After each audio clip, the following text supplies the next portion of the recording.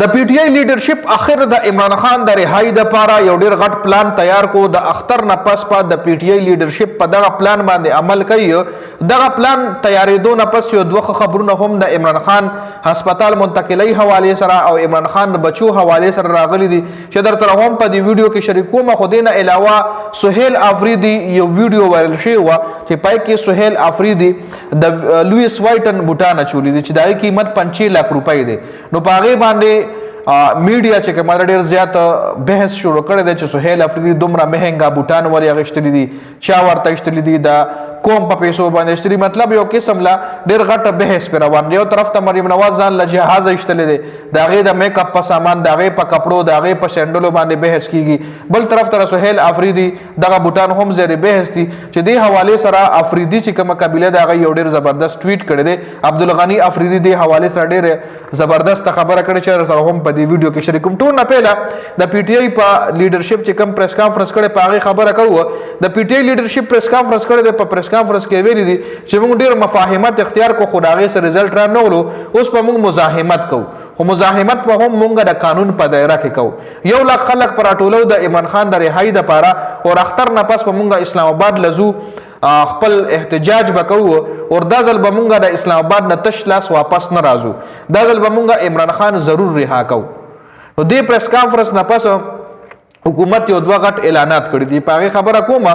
خو دې پریس کانفرنس کې د پی ټی آی لیډرشپ صفال الفاظو کې ویلي دي چې زموږ هغه خلک پکار دي چې هغه واقعي د عمران خان لپاره سناسو قرباني ورکول شي. هغه خلک نه چې صرف د پی ټی آی سیټونو لپاره د پی ټی آی سیټ لپاره د ایم ان ای د ایم پی سیټ لپاره موږ سره مخ کې شاله کیږي او چې کله سخت راشي موږ نشاله شي. نو هغه خلک زموږ نه دي پکار. 1 لک خلک پر ټولو اسلام آباد لبزو او عمران خان بر هاکو او تشلاس واپس پنه راځو. د پی ټی آی لیډرشپ جنید اکبر بابر اعوان د ډیر غټ پریس کانفرنس کړی دی. خیر دی پریس کانفرنس نه پس د عمران خان د صحت حواله سره چې کوم غټ اپډیټس چې هغه د تاسو له معلومه ده اسلام آباد های کورټ دا فیصله کړی و چې عمران خان هسپتال ته منتقل کېدو د پاره به یو میډیکل بورډ جوړیږي وای به فیصله کوي چې آیا عمران خان مونږ هسپتال ته منتقل کو کنه.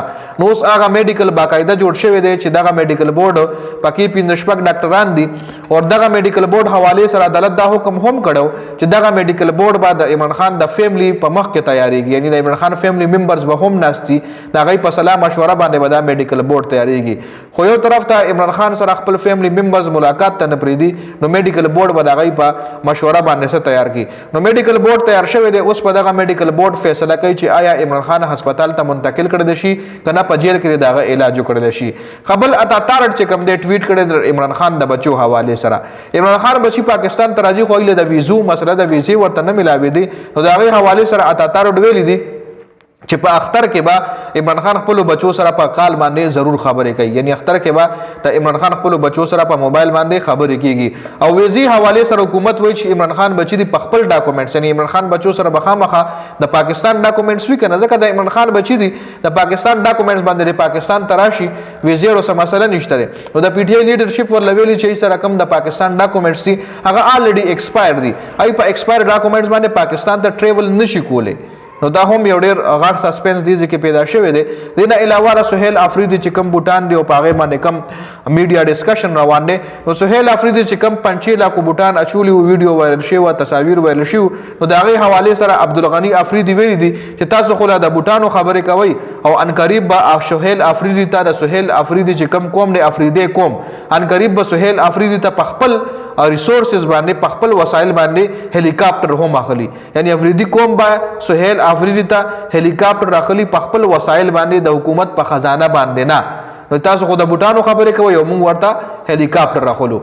خیر دا په دې ویډیو کې اپډیټ شو. د ویډیو کتلو زیاته مننه. والسلام.